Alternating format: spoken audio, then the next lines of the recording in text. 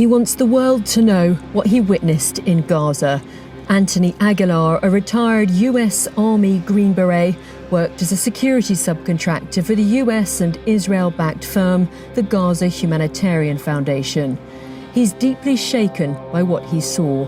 The reason for me wanting to come forward and share this story is apolitical. The distribution method, the delivery of aid, is not being done in line with American values. I had an opportunity to meet with GHF whistleblower and former Green Beret Anthony Aguilar in a one-on-one sit-down interview right here. And I wanted our discussion to be somewhat different than the many others he has given. I didn't bring up the story of Amir or Aboud because that has been done, and I wouldn't be offering anything new if I asked Tony to share that story when, frankly, you can watch his latest interview on something like Breaking Points for the best discussion on that topic, frankly. Not that it's not important, I just didn't want to ask questions about a topic that everyone knows the answers to. I mean, his answers, but you know what I mean. Instead, I wanted to discuss his evolution from a Green Beret who has been in combat zones for the majority of his life to the activist he is today for human rights, Palestinian rights. I enjoyed our conversation, and I hope you will too. Tony, thank you for joining me today. Thank you. I appreciate it. You are in Washington, D.C., meeting with our congressional representatives. Yes. Can you tell me a little bit about that? Have you had any meetings with anyone while you were here so far? So just today, I had meetings on the Hill with representatives, primarily from Florida. We're kind of going state to state, spreading the word to constituents, I usually do it with a constituent organization. And one time it was Doctors Against Genocide. One time it was Taxpayers Against Genocide. Another time it was with Human Rights Watch. This time it was with an organization from Florida that is trying to. They were instrumental in the congressmen that are voicing concerns for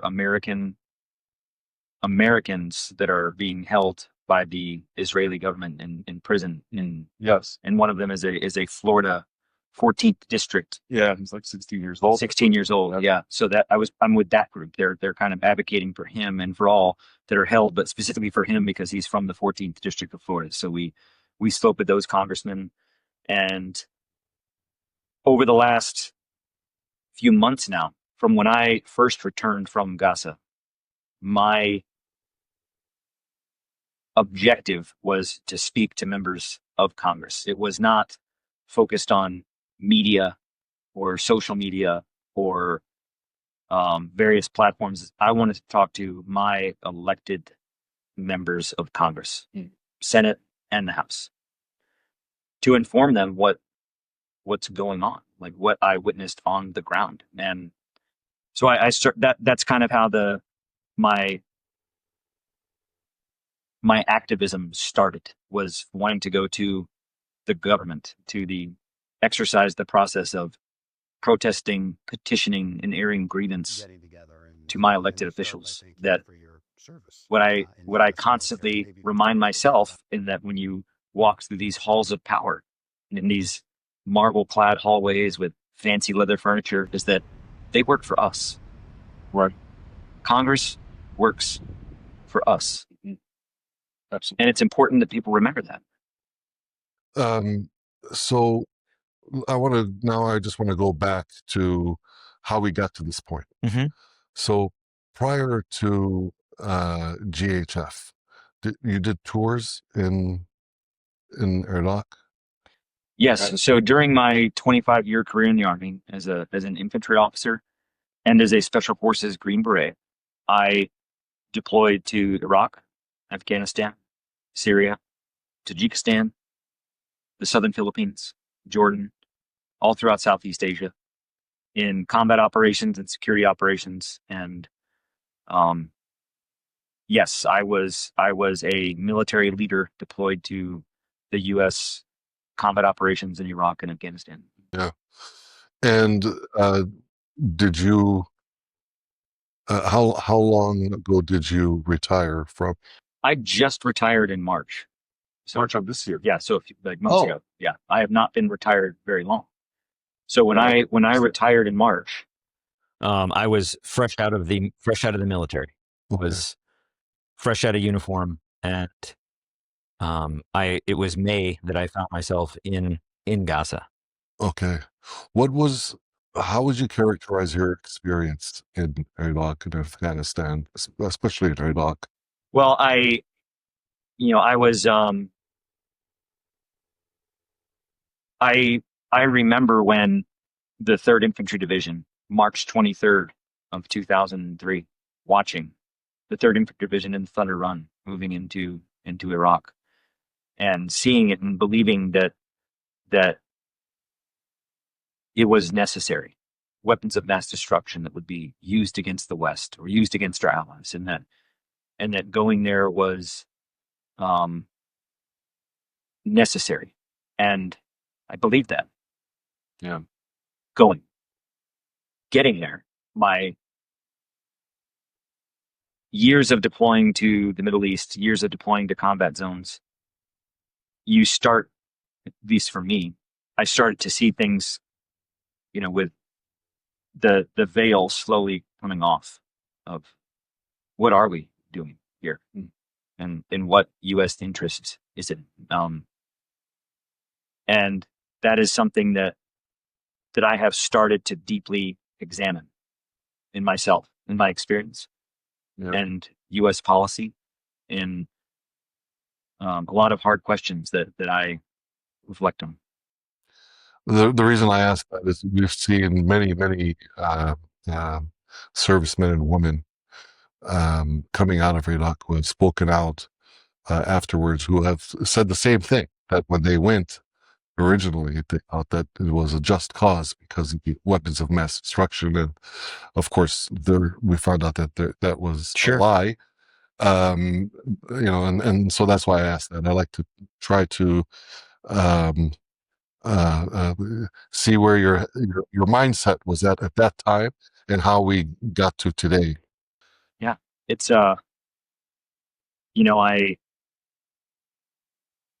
not just the United States military, all militaries.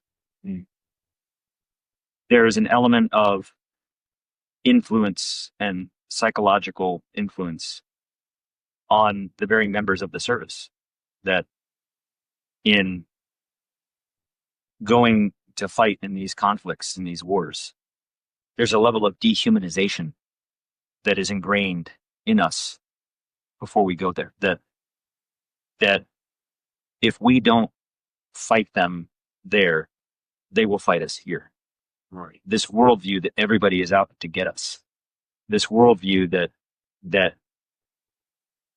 we have to fight them there or fight them here. Therefore, what we're doing is for freedom. It is for, because I asked myself, I've been throughout all of Iraq, south, central, north, west, east, up all the way up to Dahuk. Been through every corner of Iraq. Never found any weapons of mass destruction. Right. And you start to ask yourself why. And year after year, the strategy changes. Well, now we're not looking for weapons of mass destruction.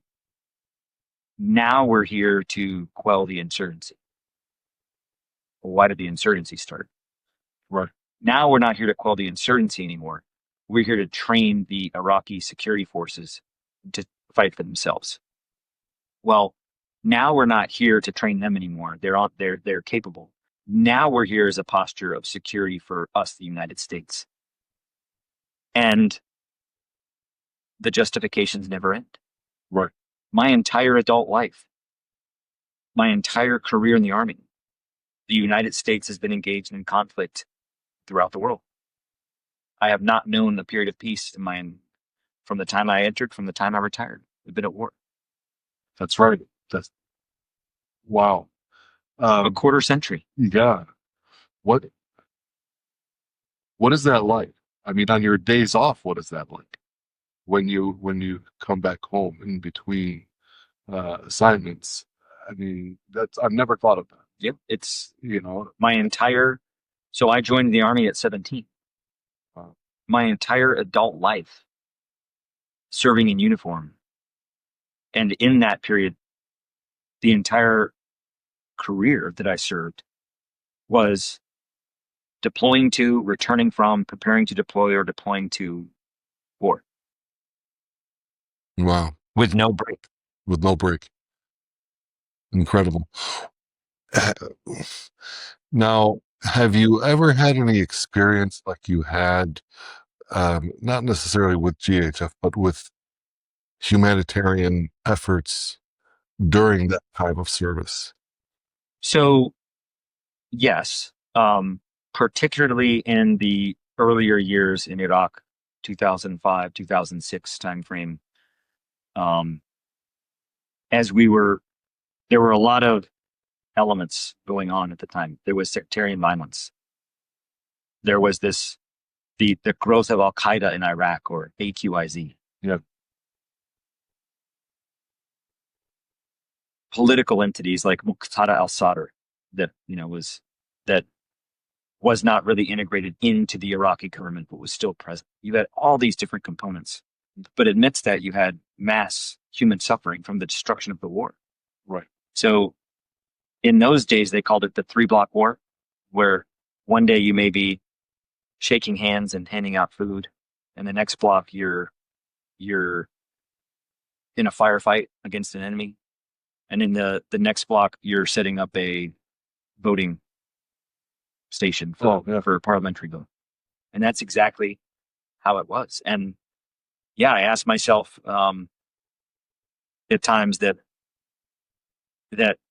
is us being here what's causing the next piece? Is it this never-ending cycle of, well, now this, then this? The way I describe my years in the Army, Syria, Iraq, and Afghanistan, and other places, is that I felt like I was chasing U.S. policy around the desert. Chasing U.S. policy. That's what you were doing. Yeah. We didn't have one. Yeah. We didn't have a clear policy. We still don't. What was it like for you in Syria? What did you do in Syria?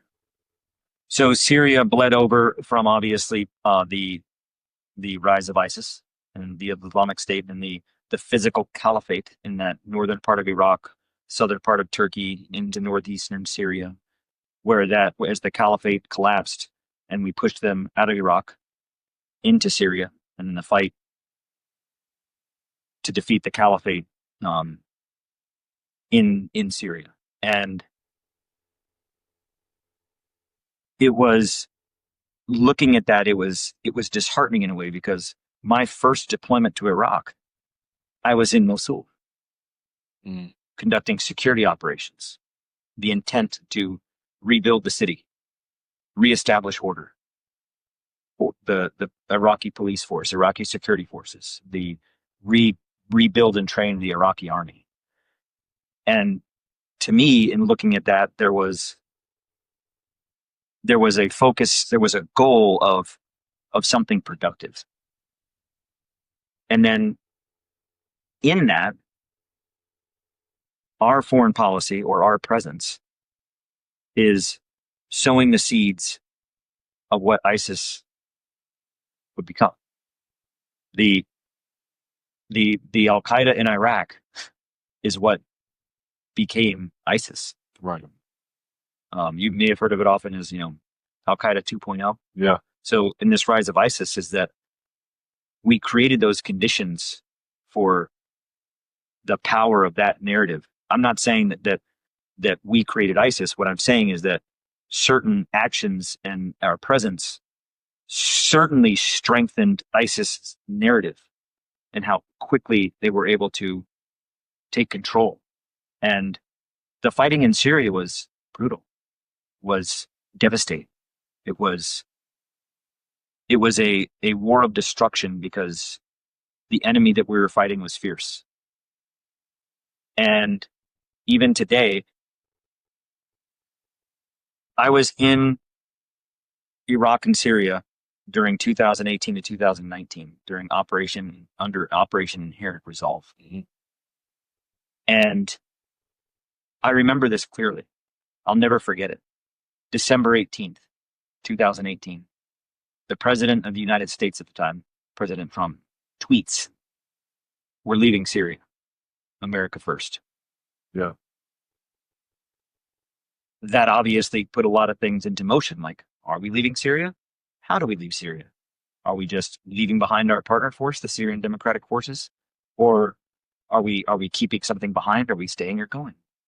And it became this shell game of policy of, well, we should leave 1,500. No, the president won't like that. It has to be under 1,000. Okay, well, how about 999? Yeah. No, that's too close of a number. It'll seem like we're gaming the system.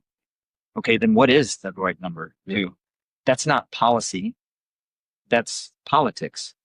Exactly. Yeah. And that's what that turned into. Politics. And today, as we sit here and talk, there are still American forces in Northeast Syria. Yeah. What policy? What are we doing? Speaking of Syria, I mean, how do you have any thoughts of the current leadership in Syria? I mean, after all of this, and now you have Julani, Yeah. who is, the president of Syria today, who is welcomed by, world leaders. Yeah. Never say never. Never say never. I mean, it harkens. Now, I obviously was not there to witness that, but what I will say, it was almost a microcosm of what I also witnessed in Afghanistan, to where when we left Afghanistan, Yeah. we were negotiating with, from a position of weakness, the Taliban. As the Taliban took over the country and were seizing Kabul, and here we are at Hamid Karzai International Airport trying to pull everybody out as much as we can. And when that last aircraft left, Reach 81 was the call sign of the aircraft. Here we have a U.S. general, a United States Army general officer, negotiating from a position of weakness with the Taliban. Please secure the outer cordon so we can leave without being shot out of the sky or fired upon by whoever wants to kill us. Yeah. Please. We'll pay you. We'll, and the Taliban were like, we want you out of here too. So sure, we'll get you on out. Yeah. But we underestimate the enemy or the opposition, I would say, because sometimes who we say is our enemy in the next war is our ally. Mm-hmm. So I would not say enemies and allies. I would say opposition or allies, because those change. And now we find ourselves in a position where, the organizations that we once said are evil and that we will never negotiate with are now in positions of government that we have to negotiate with. Right. So I can't help but think that we as the United States have had agency in how those things have evolved. I mean, the removal of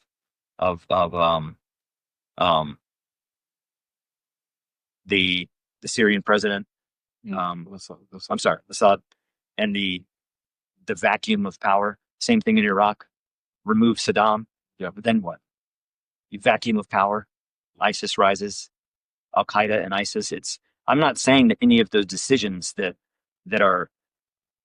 It's very difficult to look back in history and see what was right or wrong. It's easy to hindsight armchair quarterback. However, we have examples throughout history that show us that you cannot take on regime change without a plan. You cannot take on overthrowing a regime or overthrowing a government and then leaving their people to fend for themselves. Like, hey, sorry, we destroyed your government. See you later.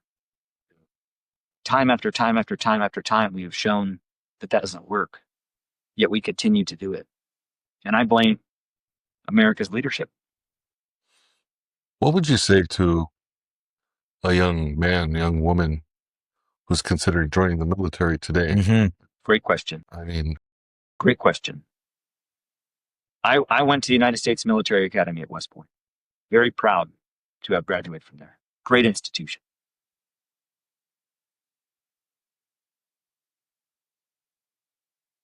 when I joined the United States military, I commissioned as an officer.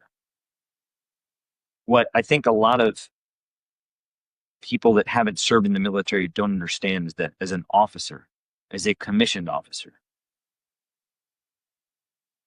confirmed by Congress to serve as a commissioned officer, we swear an oath to the Constitution, period. The oath that I take as an officer isn't to a president, a Congress, a political party, a bill, an act, certainly not to a foreign government. As a United States Army officer commissioned, when I raise my right hand, I swear to uphold and defend the Constitution of the United States against all enemies, foreign and domestic, and that I take that obligation freely. And that's where it ends. Enlisted soldiers and non-commissioned officers, their oath stipulates that they swear an oath to the president and to the officers appointed above them. As officers, we swear an oath to the Constitution. So the principle of that, the principle of military service to support and defend the Constitution, I think is noble.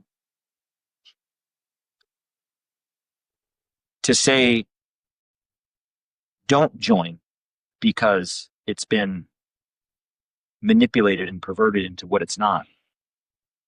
But I would also, to one point, say, join and uphold our oath. Join and do what's right. It's hard to do that. Sometimes impossible. It seems like it has been impossible, honestly. In a way, yeah. Depending on what, where someone is deployed and what the task at hand is, it seems like, I mean, in some of these combats, it seems like that would be impossible as far as what we've seen. And like let's take Iraq, for example. I think it's if you look at Iraq, the fact that there were no weapons of mass destruction, whether, it was a lie or a mistake, or, I mean, if it was a lie, if I have 5 children that are grown, and, I couldn't imagine, trying to give them advice if they wanted to join the military and if they were deployed there. Me working in media and, maybe having a little bit more insight into what was happening at the time, I would say, man, I don't know who you're serving when you go there. I think it would be really difficult to be limited to serving the Constitution when, yes. It's what is the ideal and what is the intent, right, is not in practice, right, unfortunately. And my opinion on things is that fighting war is the lowest form of human existence. We can't get along, so we're going to kill each other. Yeah. All nations, all, have 4 elements of power: diplomacy, information, military, and the economy.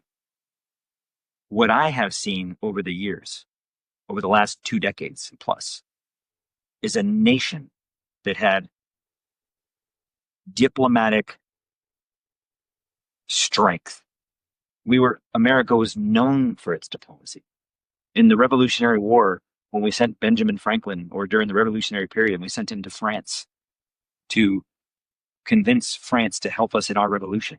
That was diplomacy. Yeah. We won the American Revolution through diplomacy and information, not the military.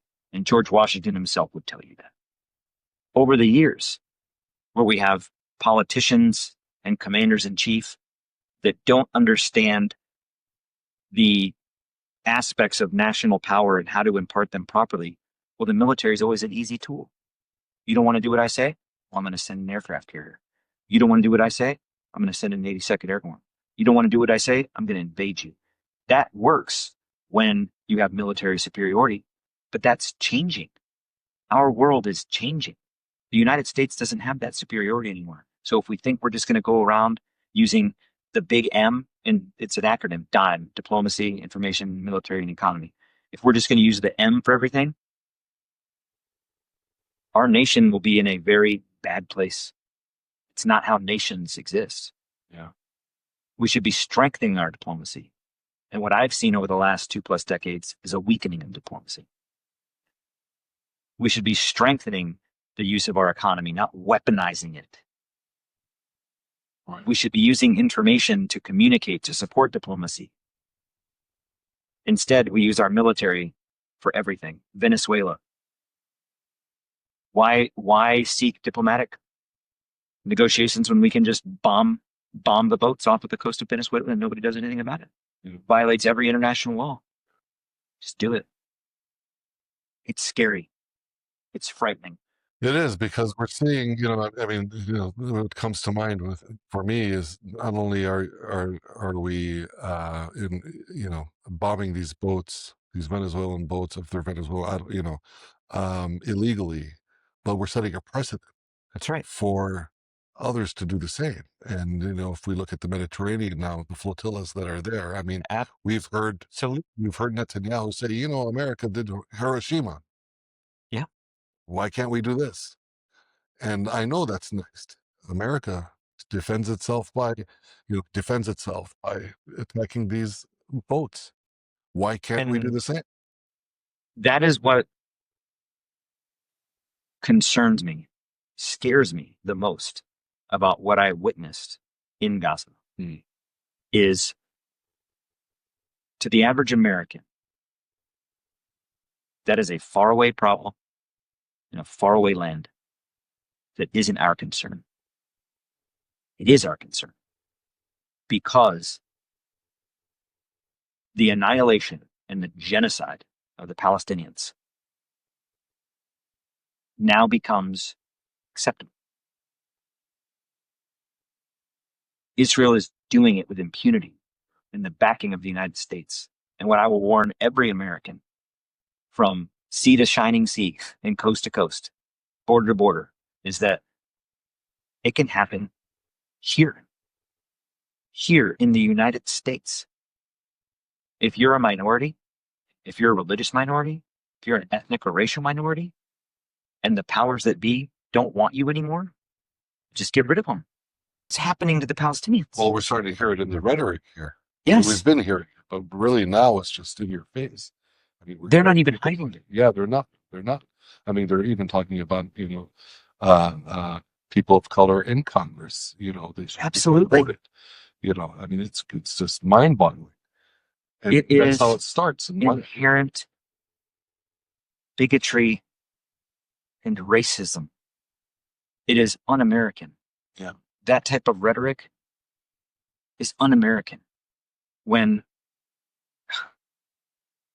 it baffles the mind for me. I mean, when I see people who are coming from struggle, whether it was here in the United States or they're immigrants from a foreign country, but they're coming from struggle, and they work hard to become part of the system and to join the system and to get elected. I mean, imagine to get elected. I mean, you don't have to be a fan of any of these people. You don't have to be a Democrat or a Republican to just, I think, appreciate the fact that people really worked hard to go that far. Because I couldn't imagine my parents, immigrating from Palestine, absolutely, thinking that they're going to be a politician in America. Sure. My father would say, "Oh, what are you kidding me? No way. Let me just go do my job and I'll be fine." Right. But there are people who are very brave that have entered the system and are there, and they're advocating for people, for everyone. That's right. And to have other members, other politicians, even the president, say that they need to be kicked out, they need to be deported, send them back to the shithole country they came from. Or he's used that terminology. Yes. And it just, and I can't help but think, is this how it starts? Is this how it begins? Is this giving permission to the average American citizen to, be unleashed? Because well, I think there has been a rise in this idea of this aggressive patriotism. Patriotism isn't my way is right And if you disagree, get out. It's not patriotism. Yeah. That's what we don't represent. Yeah. We the people, in order to form a more perfect union, to establish justice and to ensure domestic tranquility, to provide for the common defense and to establish the general welfare. Yeah. For ourselves and our posterity. You get out of here because I don't agree with you, or your religion is different, or your color of skin is different. How does that abide by the preamble of the Constitution? It does not. Not at all. So on January 6th, I was there on Capitol Wow. Hill. I was covering the march. Yes. From the White House to the Oh, Capitol building. okay. I forget his name, but the guy with the horns. Oh, the shaman, right? The shaman. Whatever they call him. Yeah. And at the time The QAnon shaman. yeah. At the time I had a mask on. It was COVID. And, me and my reporter, we had our masks on. And he came up to me and he yelled at me. He said, "Take off that mask." I said, "Man, I don't know. You claim you're fighting for freedom and you're telling me to take off my mask. I want to wear my mask. Sure. You don't want to wear it? Don't wear it." Call me a pussy. Sure. So I remember thinking at the time that this didn't really happen before, not to this scale. It was like he was given permission, because of everything that was coming out of the White House at the time. It's And it's almost like a hall pass to be it's a hall pass to be an asshole. Yeah. And it's been continuously happening, and it's I don't know how we overcome this, but I want to get to I want to get back to that because this ties into activism. But Yeah. Now, after you left your service, Mhm. how did you decide to join GHF? How did that come about? Great question. I often reflect on that because when I retired, I had zero intention of being a contractor, going back into conflict zones. There's a cottage industry for that. Like, yeah, people that do contracting in combat zones because you make a lot of money. Yeah. There's like this cottage industry for it. I had enough of war.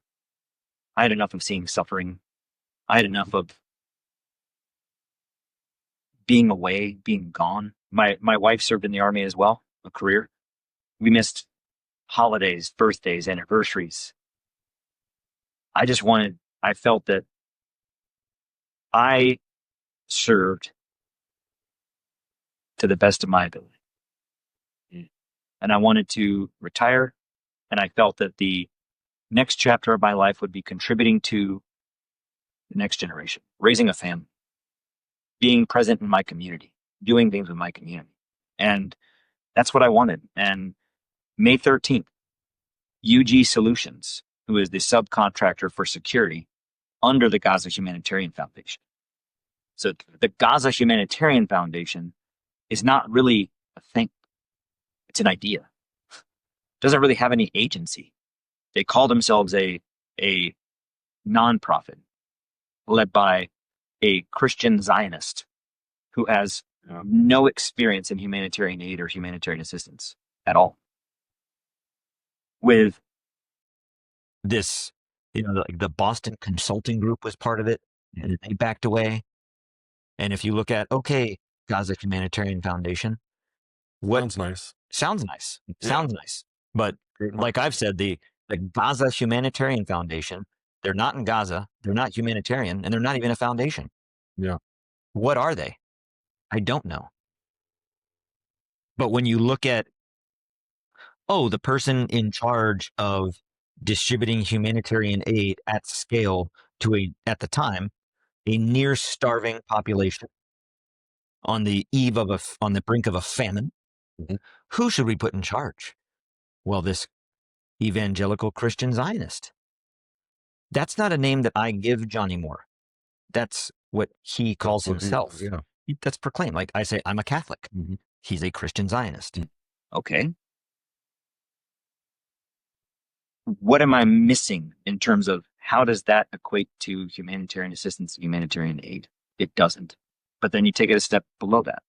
Safe Reach Solutions is the contract for profit contract company, money making, not nonprofit, for profit. They are in Israel, in Gaza, actually executing the operation with a contract that they have with the Israeli government. So when the Gaza Humanitarian Foundation says, well, we don't have a contract with the Israeli government, they're right. They don't have a contract with anybody. But Safe Reach Solutions does. And underneath Safe Reach Solutions, you have the UG Solutions. That's who I worked for. That's who called me on the 13th of May to hire me, recruit me because of my special operations background and experience. They were specifically looking for individuals that had that background. And how did they present the task? How did, when they approached you, when they reached out to you, how did they present the assignment? So when they reached out to me, they presented the assignment the contract, that the Gaza Humanitarian Foundation effort through the contract execution in Israel and Gaza, that we would be subsuming, taking on the role of what the United Nations and UNRWA was doing. Full transparency, I didn't really have a clear understanding of what that role was. So I started to do a little bit of research. And it didn't take me long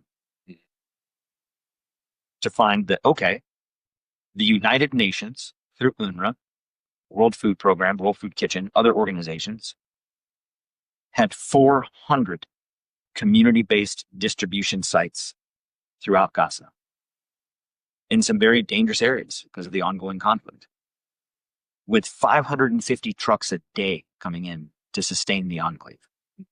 To me, that seemed like a tall order. I thought, man, they're going to have to hire thousands of employees. When we actually began execution, actually began doing it, it became very clear to me that there was something else. There was another, that humanitarian aid, feeding people, keeping people alive on the verge of famine, was not the goal.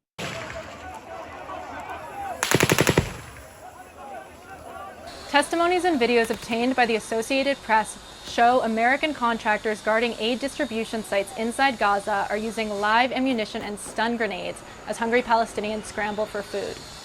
2 U.S. contractors who spoke to us on the condition of anonymity because they were revealing their employer's internal operations said they were coming out because they were disturbed by what they saw as dangerous and irresponsible practices. Both have extensive military experience.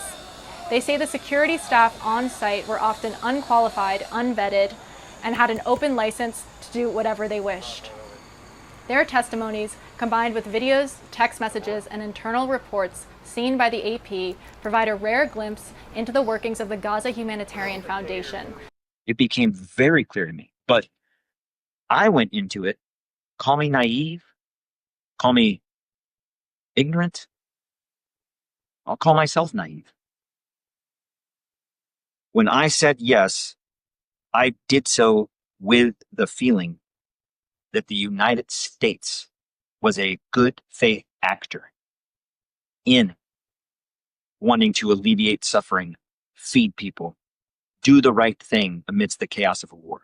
And that's why they wanted to hire people like me, because we had experience in war. Not to be combatants, but that we could operate in that environment to bring food. I believed that Israel, at the time, I believed that Israel was a good faith actor in that, yes,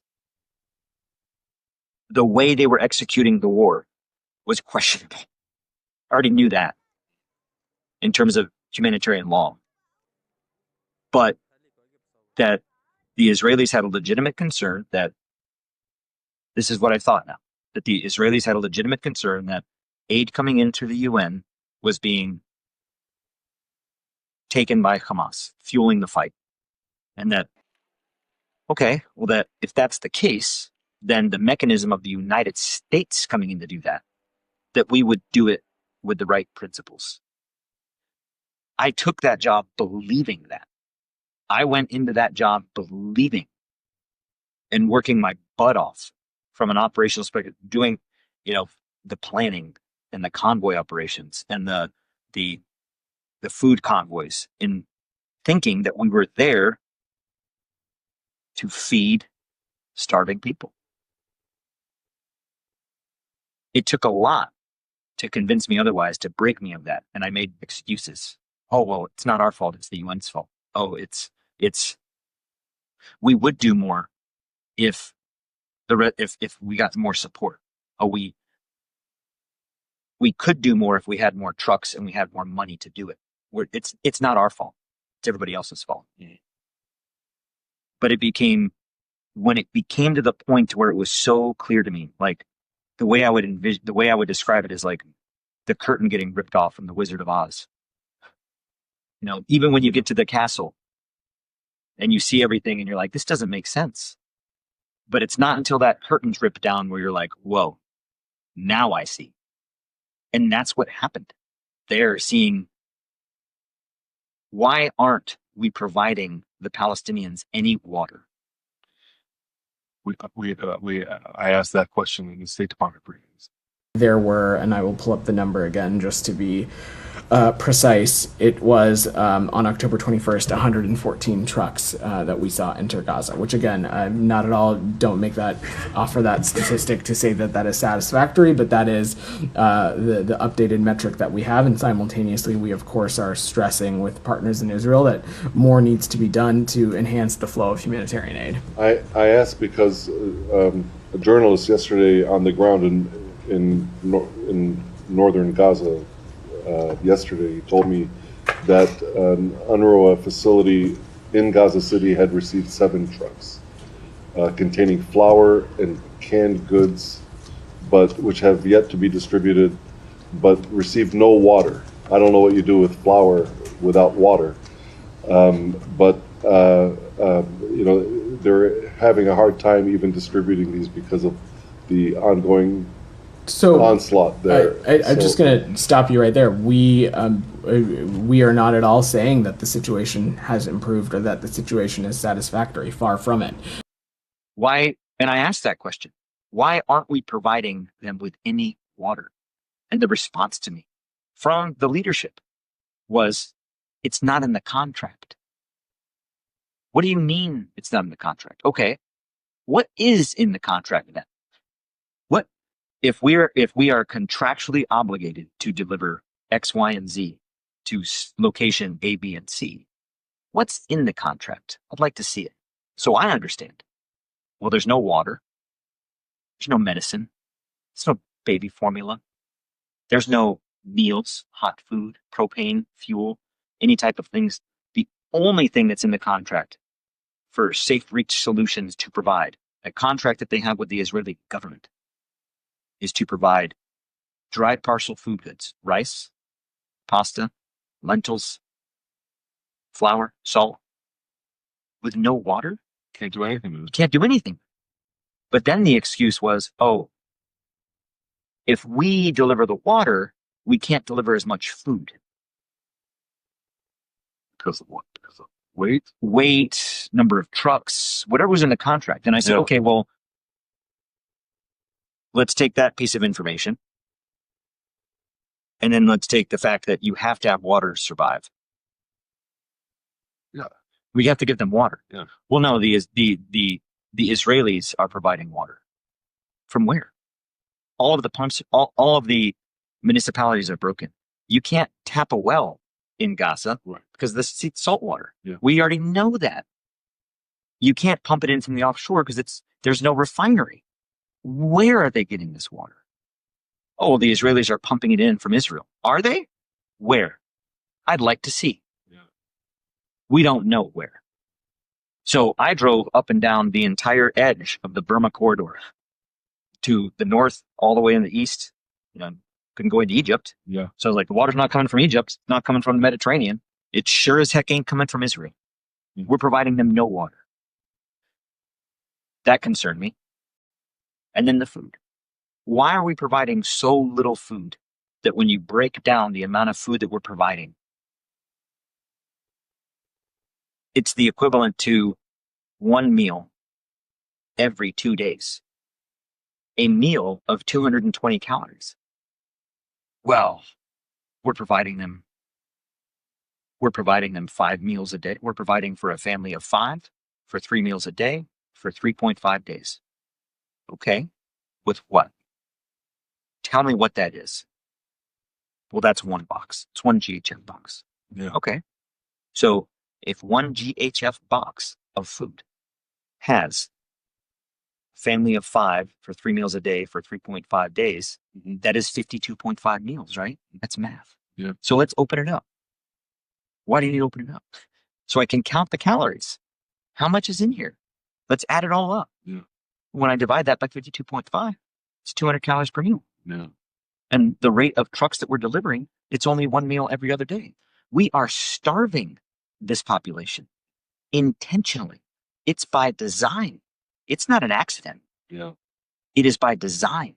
And then when you take the aspect of the starvation, no water, the distribution points being set up deliberately in areas of offensive combat operations that forces the population to traverse through active combat to get to them, putting them in danger. That was intentional. When the Palestinians from central Gaza come to the south to get their food, they don't go back home. That's intentional. Yeah. So when you start to add these pieces together, like that's intentional, that's intentional, that's intentional, that's intentional. Oh my God. This is their plan. That's the plan. Yeah. Jesus. And it hit me like a lump in my throat. Like I felt sick and seeing it all come together. And I'm like, it's almost like watching like I imagine like a Quentin Tarantino movie where like you see the end and the beginning and then it goes like Pulp Fiction, right? Yeah. And then Yeah. it all comes back. Yeah. And that's what it felt like. Like this all comes back to this moment of we're not feeding them. We're baiting them. Yeah. We're not providing them means to live because we're not providing them water. We're not ensuring their safeguard and protection because we're forcing them to walk many, many kilometers through a war zone, an active combat zone to get this baited food. Then once they come, they can't get home. We're the bait. We're the trap. We're part of Israel's plan to displace the population. Yeah. Well, because you're also substituting the UN. That's right. Because the GHF came in and said, we will replace the UN. Yeah. Lately, when the GHF says, well, we could do better if the UN would help. Oh, no. You said that the GHF would replace. When they say, well, we never said that. Oh, yes, you did. Yeah. Yes, you did. Yeah. Well, both the Israel and the U.S. both said that they don't want UNRWA there. That's right. They don't want, That's right. the United States defunded UNRWA. And there is no one under the umbrella of the GHF, SRS, or UG solutions that has knowledge or the application of the understanding of humanitarian assistance at scale. Humanitarian assistance is far more than just food. That's what I want. Humanitarian assistance means a whole of society approach to sustaining the population, especially in war. And it's not always in war. Sometimes it's in natural disaster. Sometimes it's in areas of famine or disease that you have to sustain. It's not always in war. But humanitarian assistance with the delivery and then the providing of aid, which can be many different things: food, water, medicine. GHF has no one within their structure to do that. A Christian Zionist, a CIA guy, the guy in charge of Safe Reach Solutions is a former CIA officer. Yeah. What does he have in humanitarian assistance? UG Solutions, the guys on the ground, contractors like me, the majority of them came from the Infidels Motorcycle Club. I wanted to ask you about that. I saw the BBC report. I didn't hear about it before. And I was thinking, it's nice to call them a bicycle club, but growing up watching TV, we never saw bicycle clubs. We saw bike gangs, right? They were gangs on the movies. Yeah. But we didn't have clubs. It'd be nice to have a club. But, who are these guys? I mean, I went to their Facebook page. I saw their social media. Sure. I saw their anti-Islamic rhetoric. Yes. And I'm wondering, like, how is the decision made? It's not anti-jihad or anti-terrorism. No, It's anti-Muslim. exactly. I mean, to have, in honor of Ramadan, to have a pig roast. Yeah. I mean, okay. But I mean, in an age where we, the government may look at our right to free speech and because of it choose not to hire somebody if they're boycotting Israel, or deport somebody for speaking their mind at a protest or in an article. How does one come about? Just plain as day, make a decision to take an anti-Muslim and put them in Gaza, of all places, in a place like Not only someone that has a Islamophobic or anti-Muslim mindset, but a group of people yeah, that have a mindset of not just, you know what, Muslims, I don't like them, but a charter. They exist yeah, to annihilate all Muslims from the earth. That's not a passive approach to hatred. That's an aggressive approach to hatred. The Infidels Motorcycle Club adorn themselves in crusader crosses yeah, with infidel or 1095 written on them from when Pope Urban declared the first crusades. And what Israelis, or especially Jews, not all Israelis are Jewish, right. But if you're an Israeli Jew, that should concern you. Yeah. Do you think crusaders wanted the Jews? Yeah. No. Of course not. No. Of course not. And if they're anti-Muslim, I'm sure they're, anti. Well, the thing, they're that organization, they are Christian Zionists. Yeah. Okay. Yeah. So you see this thread, right? Yeah. This Christian Zion thread. Yeah. And then you got Mike Huckabee, Yeah. who is a Christian Zionist. Yeah. Again, I want to make clear to everybody, I am not using these terms in a slanderous way to describe them as something as an insult. They declare themselves that. Present themselves, right? They say they are that. Yeah. It is a religious branch, I guess. I don't know what to call it. Yeah. A philosophy. It's again, it's mind-boggling. I mean, I think about as soon as I read that piece in the PPC. Yeah, that's all true, by the way. Yeah, no, and I was, and then I heard you mention them on Breaking Points the other day, and I said, and I remembered, I have to ask Tony about them. Well, at first, I didn't know that at first. Yeah, I didn't know that this recruited population was primarily this subculture. I didn't know that. Yeah. It was when we were there one day and we were in the process of like unloading equipment and getting stuff down, and guys we're all working. And I noticed that so many people had the same, either on their calf or their forearm or their bicep or their chest, this Infidels tattoo, the Infidels logo, I guess, banner. Yeah. With the Crusader cross.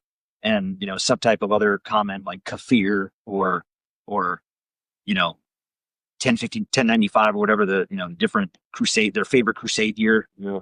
And I was like, did I miss the tattoo station? Like, was there in processing for tattoos? Because everybody has the same tattoo. What am I missing? It's like the branding in what's that show? Yellowstone. Yeah. And I was like, where did I miss the tattoo station? Yeah. I missed the memo. Yeah. I don't know. We're all recruited from the Infidels Motorcycle Club. And when they said this to me, I was like, you call yourselves that? I was like, does somebody call you that, or you call yourselves that? And they're like, no, we're infidels. And I'm like, you're adults, aren't you? Yeah. What do you mean you're the infidels? I was when who would in Breaking Points, the first person they interviewed the other day, Chapin Fay, the GHF spokesman. Yeah. And I heard him talking about how I call him the angry Chris Farley. Yeah, he seemed pretty angry. Yeah, he did seem pretty angry. His only mode is anger. Yeah, I heard him talk about how they allowed only women at something.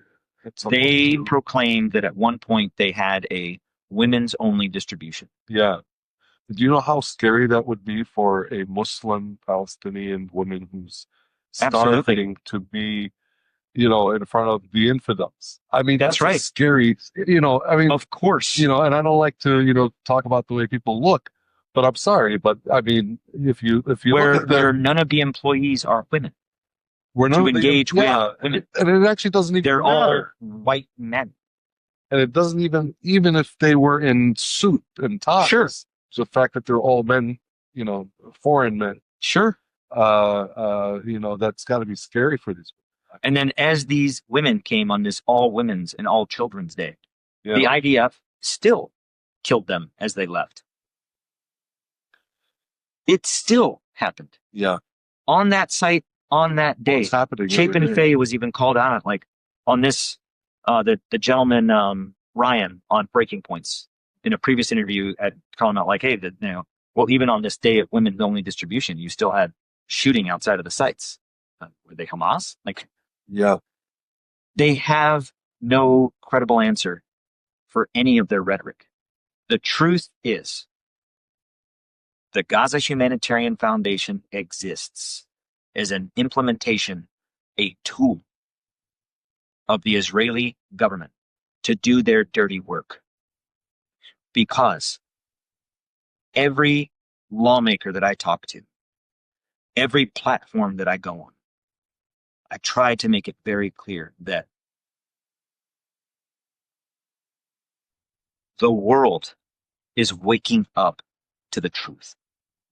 At the United Nations, nation after nation after nation and more have joined the recognition of a Palestinian state. Yeah. When you look at the map now, where they color who recognizes and who doesn't, there's very little white left. Right. There's United States, a couple others out there. Think like I don't know. There's a couple of randoms out there, but people are waking up to this. People, the answer of, oh, there's no starvation. Oh, there's not a genocide. Oh, you don't have to look there. No, we don't want Western reporters in here. There's nothing to see. That's it. That's ending. Israel's time is running out. They know that. Yeah. When the world gets a peek at the truth, and thousands are dead and dying in this concentration camp run by the United States with U.S. blood and U.S. tax dollars and U.S. people, do we honestly think that Israel is going to say, hey, that's on us? Hey, that's us. We did that. No. They're going to say, well, don't blame me. That was America's plan. That was America's idea. What saddens me about individuals like Chapin Fay or Johnny Moore or the Safe Reach Solutions guy in charge, Phil Riley, what sickens me is that their pursuits aren't for good. Their pursuits are for money. They know that what they're doing is wrong, but no one's calling them on it. Yeah, it has to be. I mean, it has to be for money, because no one would know more what they're doing on the ground more than them. Nobody sees it. Nobody sees it. They're immune to any type of accountability. Me, I could have witnessed what I witnessed. Women and children being gunned down, starvation, no water, and just watch the Palestinians die. Yeah. And collect my $1,800 a month and stay in a fancy hotel paid for by the contract, live my life every day of going into Gaza, standing by there watching a few people starve to death, and then get back on a charter bus and go back to my fancy hotel in Ashdod or Ashkelon or Tel Aviv. By every evening, I could be sitting by the pool with a little umbrella drink and say nothing, and come home with $360,000. Who would know? Right. Who would know? No one. Yeah. So it reminds me of the phrase that all that's needed for evil to succeed is for good people to do nothing. They will continue. Mark my words. I know this going into this and everything that I've lost speaking out on this. I don't have a sponsor. I don't have a media team. I don't have a spokesman. I don't have social media. Whenever I come to DC to see you or others, I pay out of pocket. No one backing me. The smearing, the professional smearing, the personal attacks, the death threats. All of that is that because when I see what's at stake, is that humanity is at stake. Yeah. This is far more than me. But I do know, I am a realist. I know that the Gaza Humanitarian Foundation will continue to be funded. I know that. They already have. They've been funded through December. Another 60 mil. Now the State Department is talking about giving them 500 million for the next 2 years. Wow. Yeah, it's in discussion. They will be funded. What we will see as a world. And I hate to be the one that's going to be standing on the other side of this and say, I told you so. Yeah. What we will see in the next month, all of Gaza City will be leveled to the ground. Every survivor will be moved south. From southern Rafah, where it once was, where there is no more Rafah, to the north, all the way to Erez, there will be nothing. Nothing will stand. The remaining survivors who survived the starvation, the bombing, the dysentery, the polio, the lack of water, the disease, the fatigue, that those that survive that will likely be moved away as some diaspora to Cyprus, to somewhere. Yeah. And then Gaza will be turned into a real estate bonanza. Did I come up with that word? No, I didn't. No. You know who came up with that word? Smotrich came up with that yeah. word. Yeah. They even say it. They say it. Within the next 5 years, Trump says you will see Riviera. Riviera resorts built on where human beings once lived. The Gaza Humanitarian Foundation, they are there not to provide aid. They are there to seize land. Yeah. There's a reason that the distribution sites, if we're going to feed people, why not put distribution sites in Gaza City where the starving people are? Right. Well, that's not where the oil and gas are. The oil and gas is in the south by the Egyptian border with access to the Mediterranean. Mm-hmm. That's where we want land. Yeah. The Gaza Humanitarian Foundation is simply an implementation of colonial power, a land-grabbing entity that is there to hold terrain for the day after. Yeah. That's coming. America, the world, as we give speeches in the UN, and I go to Congress and they say, well, there's nothing we can do about it. We will witness it. Mark my words. We will witness the complete genocide of a people in front of our eyes. It's happening. Yeah. We will see corporations and businesses like GHF and whoever else comes on make billions, Mm-hmm. billions, building resorts and Rivieras and cafes and restaurants on the buried bodies of Palestinians. We as a world, we own that. Yeah. It's on us. How is it that, I mean, you know, you're an American, I'm an American, we were, you know, both born here. Yeah. I don't understand how, I don't understand how Americans, I mean, either they don't see it, or if they see it, for those who do see it, for those who do watch the news, who go online, to know that the entire world is calling this a genocide. Yes. And that the UN is calling it a genocide. Yeah. That the majority of genocide scholars, including Israeli, you know, genocide scholars who, you know, have experience in analyzing the Holocaust, and you know, they're all calling this a genocide. I don't know where the American mentality is, you know, of, you know, because we don't see the activism. I mean, we don't see people pissed off enough that, hey, we're funding this. Like, you know, I mean, their question is always asked, like, you know, if you were around during the Holocaust, where would you have been? You know, you would like to think that you were against it, right? Yeah. You know, and here we are again. Here we are again. And I'm Never wondering- again, we said 1 generation ago. Right. 1 generation. Yeah. 1 generation ago, we said never. My grandparents our grandparents lived through never again. Right. One generation later, Here- we're doing it again. We're doing it again. I don't know what it's going to take. And so what's the feedback that you've been getting from members of Congress? What are they telling you?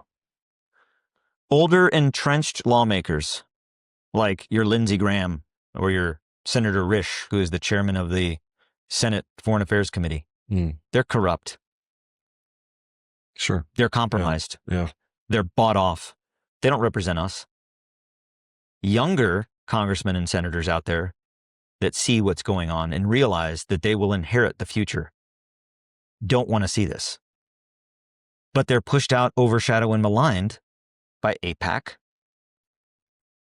by lobbying, by powerful congressmen or powerful representatives or powerful senators that dictate the future of who gets their seat, like we're some kind of monarchy. Yeah. The United States fell asleep at the wheel of democracy. Yeah. And we have given it over to people that do not have America's interest in mind. Giving our weapons, our treasure, our taxes, our people, our reputation, our security, and handing it over to a foreign government is treason. Our lawmakers sit in the Capitol and they do it. And I have to remind myself of this often, but I remind everyone else. That is the people's house. You can walk in there any day, any day, any day, and walk down the hall and knock on a door and talk to people. And if enough people do it, things change. Absolutely. I often tell people that, I told you earlier that a lot of people say, it doesn't help to talk to these guys. They're going to do what they want. That's what they want you to think. That's what they want you to think. But I'll say that over the last 2 years, I mean, the Israeli propaganda has been around for about 100 years or more. Of course. And in 2 years, I think, the world has won that battle in 2 years. Like, we have torn that narrative apart. I mean, more and more people every single day are seeing what the truth is. Yes. Around the world and here in the United States as well. And I say, I mean, a lot of progress has been made, but it seems like, Israel and the United States government sees that. And so they're taking more drastic actions on the ground while they can, because they see. You are absolutely correct. Yeah. Absolutely correct. That is why, like I said, as the world is pulling back this curtain and it looks ugly. Yeah. And in the past, the world has taken a peek and closed it. Not my problem. Yeah. Now that curtain's coming down. Yeah. Israel knows that, which is why they've sped up the genocide. Operation Gideon's Chariots 2, which is the operation in the north, the offensive, from the Netzarim corridor through Gaza City, Jabalia, Beit Hanun, all the way to Erez. That offensive was not supposed to happen until the end of September, with the raising of 60,000 more troops, with kind of the reconsolidation after Operation Gideon's Chariots through central Gaza. They started a month early with the bombing. They now take M111 or M113 troop carriers that we gave them, fill the entire things up with explosives, and remote control drive them into neighborhoods and detonate them. Wow. They're not even fighting a war. Yeah. What they're doing is not a war. It's not urban warfare. No. It's urban slaughter. It's a slaughter. Yeah, absolutely. And they know they're running out of time. Israel's position has always been, we see it all the time, Qatar, bombing them. Oh, sorry. Oops. Taking out the prime minister in Yemen. Sorry. Oops. Yeah. I'm not going to ask permission. I'm going to ask forgiveness. Yeah. And we continue to let them get away with it. Just last week, the world, 193 nations in the United Nations, 5 have veto power. Last week, the world stood for a resolution for a ceasefire and the return of the hostages and to end the war. And who said no? We did. The United The United States, yeah, for the sixth time. For the sixth time. Yeah. For who? That is not in America's interest. No, and it doesn't make any sense, because if you're supposedly negotiating a ceasefire, I mean, this is your opportunity, and especially after Israel attacks Qatar, attacks the negotiators. In a sovereign country. In a sovereign country, you would think, okay, so there's nothing left. What else is left? I mean, why would anybody negotiate with the United States or with Israel? Why? What does that mean? Well, I mean, the message that it sent, and that, it's almost that our administration wants to send a message of peace through strength. Yeah. Well, you have to then pursue peace. Right. Strength begets strength to beget strength. And then we rename our Department of Defense the Department of War. And our Secretary of War has a kafir tattoo. Yeah. Really? I'll tell you, I don't know. And it's something that I'd like to understand and study. Why the veteran community has this, not all, but some, like the Infidels Motorcycle Club. You have to be a veteran to be a part of that club. Yeah. Where is this Islamophobia? When I was in Afghanistan, you know what my partner forces were? Muslims. Yeah. The Afghan commandos, Muslims. Yeah. When I was in Iraq, the security forces that I partnered with, you know what they were? Muslims. Sure. Yeah. When I was in the Philippines, in southern Philippines, you know what they are? They're Muslim. So this Islamophobia and that Muslims are bad and this, I don't know where that comes from. And where it comes from, in my opinion, are people that are ignorant, imbeciles, that truly didn't serve or fight in these wars. They were bystanders. They observed it from the outside. Yeah. Like the guy that's in charge of the Infidels Motorcycle Club, this Johnny Mulford. Yeah. You would think, oh, big, bad, tough guy, right? You know what he did in the Army? He packed parachutes. Okay. He was a parachute rigger. Never fought in combat. So you have this almost in the same way that Zionism is taking Jewry hostage. Judaism is not Zionism. Right. Christian Zionism isn't Christianity. Right. You have this patriotism. It's almost like, I would call it like patriot Zionism. I don't know. Like kind of cultish. Like, it's cultish. Yeah. But it doesn't represent veterans. But they give the perception that it does. And if you say anything against it, you're a traitor. Yeah. I want to ask you about the GHF on the ground. About how many people are involved on the ground in Gaza?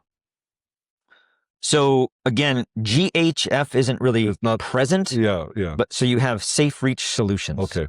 Safe Reach Solutions is kind of your managers. They're what's called the prime contract. Okay. They have like the contract. Imagine, if you will, if you're building a house and you hire a contractor to build your home. Well, he's going to subcontract it out, right? Okay. But you go to that guy. Yeah. The contractor building the house, the contractor building the genocide. Yeah. Is SRS, Safe Reach Solutions. They have kind of like what I would call like an administrative presence. Not very many, maybe 100 overall, less than that. They've got intel analysts, they've got managers, they've got people there. Then underneath them, the subcontracts, you have UG Solutions. That's to provide the armed security for the delivery and the placement, the security of the food. Okay. Then you have a company called Arkel International. They're out of Louisiana. They're a logistics company. They do all of the trucking, trailer, movement piece. And then you have LMCC, which is a construction company, an Israeli construction company that is responsible for kind of the maintenance of the sites, things like that. So you have Safe Reach Solutions, and underneath them, you have these 3 subcomponent companies.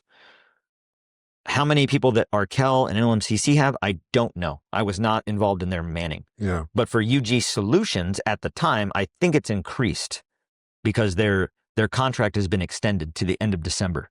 and they're increasing their presence to man this concentration camp. Yeah. This humanitarian assistance transit area. It even has a nice name. Yeah. Transit. However, transit where? Yeah. Where are they going? Where are we transiting them? Like, it's even in the name. Yeah. They're like, hey, come on down to the camp for transit. Wait, where? Where Where are you transiting me? I don't want to transit. So at the time there were about, it was about 300 of the armed security contractors. Okay.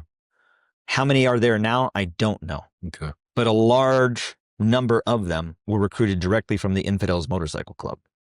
And no nutritionists. No. No humanitarians, no nutritionists, no doctors. Yeah. Nothing.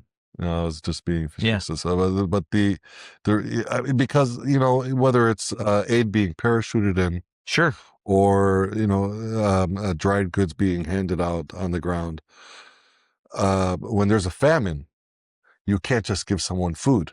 That's right. It has to be, Because remember what administered in a what way. GHF providing, we aren't providing them a meal. Right. We aren't providing You're them giving a them ingredients. nutritionally balanced, Yeah. dietitian assessed Yeah. Some ingredients. meal. Yeah. We're giving them, the terminology that doctors use would be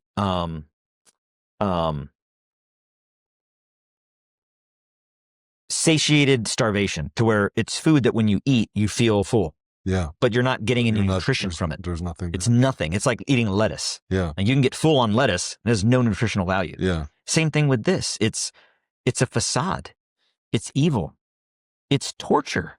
Yeah. Yeah. So even with the parachuting, What's sad about that is that we can parachute in food. We can deliver it at the end of a gun. We can deliver it by drones. We can, 3D print food. I don't know. Yeah. Remember the dock? Or the the dock. docks? We can Yeah. bring in this floating dock. Yeah. Or we can just allow the mechanism that exists to do it. Which was there. Yeah. Which was there and is there. Yeah. The UN didn't go away. Yeah. UNRWA didn't go away. They're there. Yeah. And the only reason we said no, we and Israel said no, was because it was all going to Hamas. Mm. Well, since then, this is now a good 6 weeks ago. Yeah. The United States State Department, USAID, UNRWA themselves, UN, an Israeli observation assessment group, and other Western governments have said there is no evidence to point to that being true. Yeah. There's no evidence for it. Yeah. Yeah. I saw that. Did you ever see any members of Hamas while you were there? So while in Gaza, I went to every distribution site, central, south, in between. I never once saw an armed Palestinian. Mm. Never once saw a Palestinian throwing a rock or being violent or aggressive. Saw no Hamas.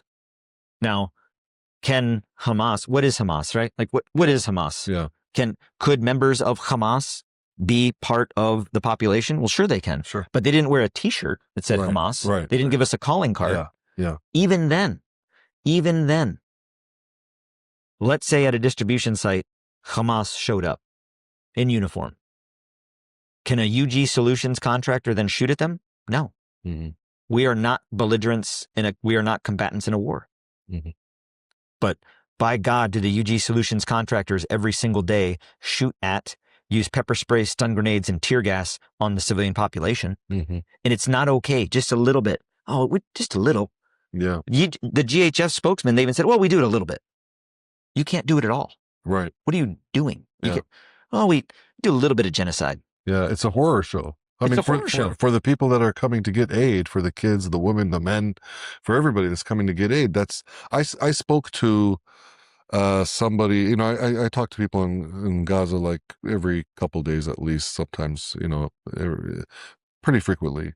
And I talked to a gentleman maybe 3 months ago or so, who told me that he went once to go get aid and he ran back. He couldn't. He saw people dying. He saw Yes. a couple people shot. He said, I know one was killed. I don't know about the other, but I had to run back because I had to go to my family. You have Because to. if I couldn't get back, they're going to come looking for me and they That's would right. get shot. That's exactly right. Yeah. And that's part of the trap. You have to survive the journey. You have to survive being on the site. Yes. Trampled and stampeding or getting shot at. You have to survive the journey out. And I say the journey out, not the journey back home. Because if you come to a site, let's say you live in Khan Yunis, and you come down to the site and you cross the Marag corridor. Sites 1, 2, and 3 were all south of the Marag corridor. And you cross the Marag corridor to go to site 2. You get your food and you're leaving. And you survive. You don't go home. The Israelis, the Israeli army, the Israeli occupation forces then guide you to one of the UN encampments. You don't go home. It's a evil little trick. Yeah. That they think, oh, look, they came and got food. They're happy. They're never going home. Yeah. Now, if they came from one of the encampments, they go back to the encampment.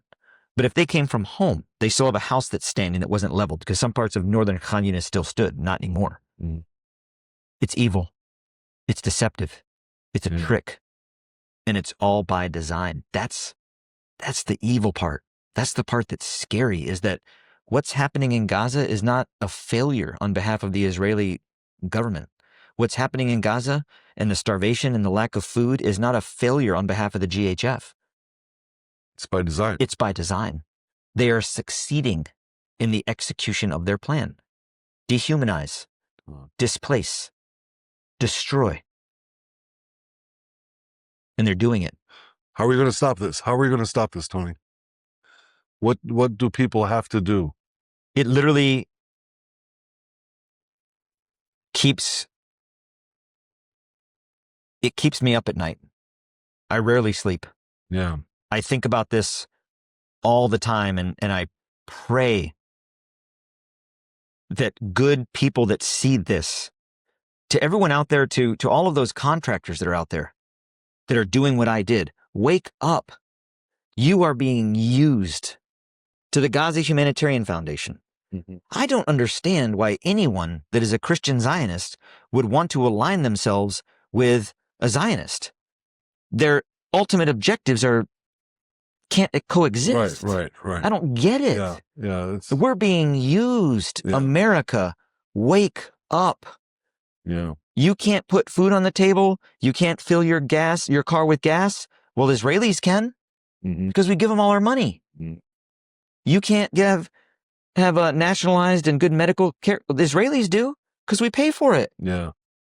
We have an ambassador of the United States to Israel who even said in a press conference 2 days ago, I may sound like I'm more for Israel than for the United States, but no, you do sound like you are, because you are.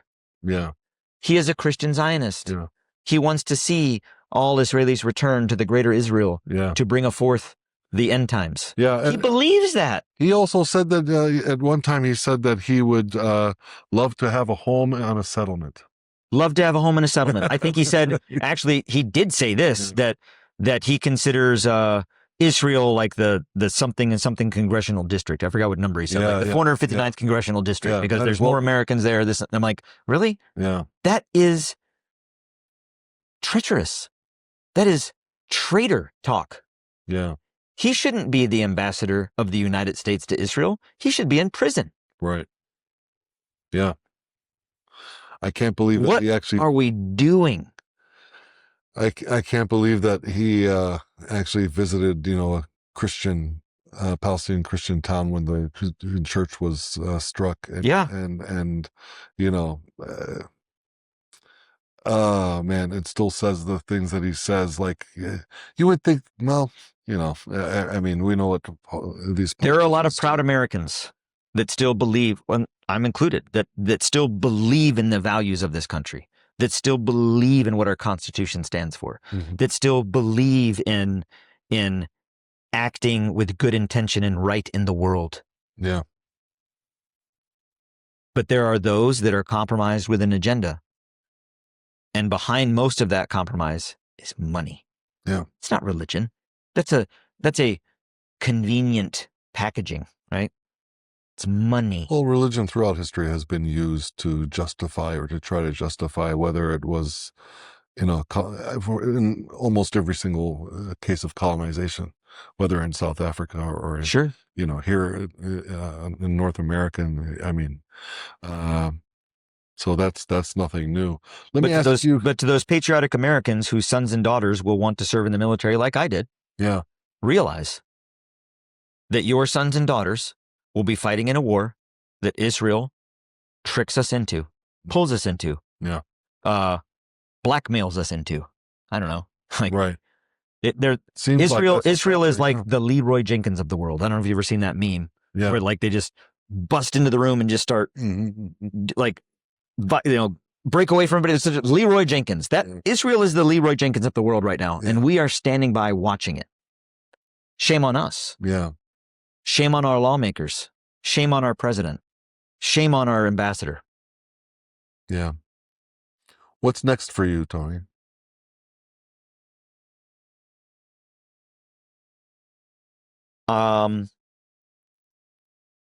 Doing as much as I can to raise the voice and raise the volume to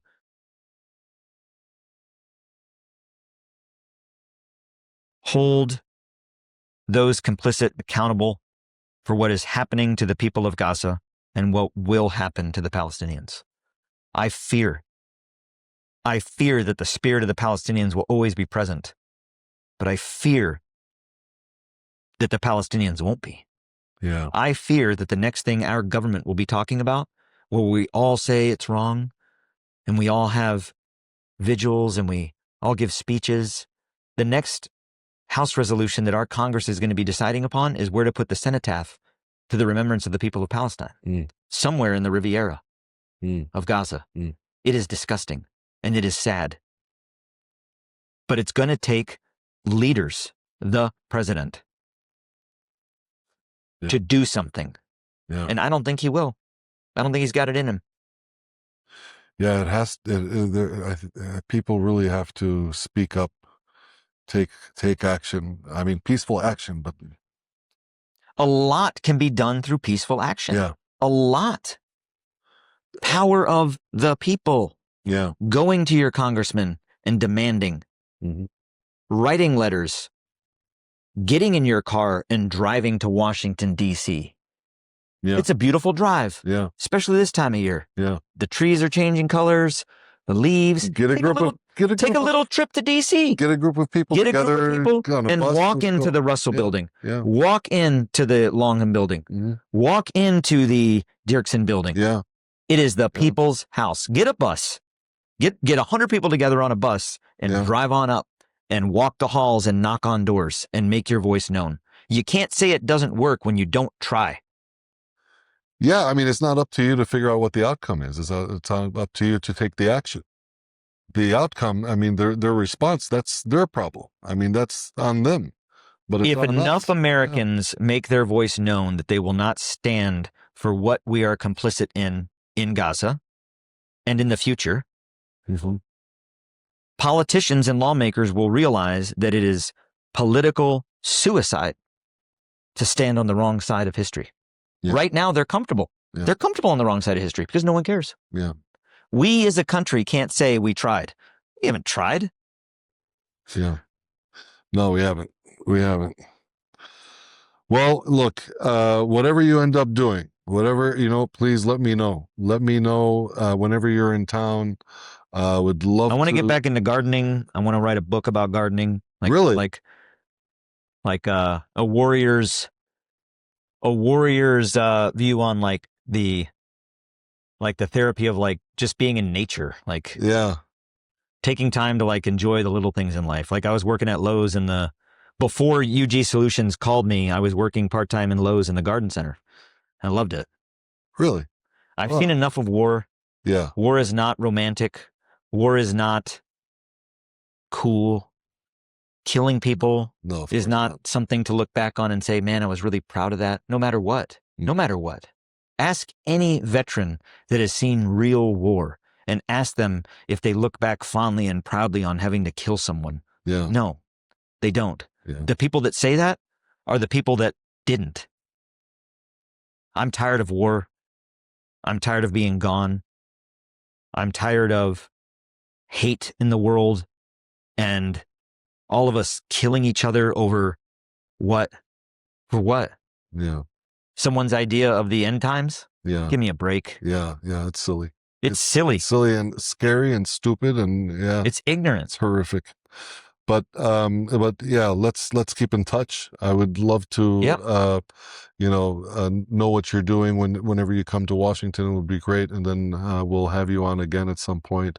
And, Now, this has been a great discussion, and this is the first time I've had a discussion on kind of looking back on what all of this means in the greater context. I've had a lot of discussion on the sites, the death, yeah, the GHF, yeah. But to look at everything in terms of like what it all means in where we are as a nation, that's and so important. And to be honest with you, I mean, I look at the pinpointed topics, and I think everybody knows where you've been, and we've heard the stories.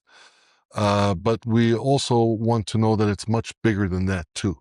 That what's happening is so much bigger. And how much it's affecting, like we talked about here, people in the United States. How does it affect us, and not just affect us economically, but it affects us morally and mentally, because then we just become what? Who are we?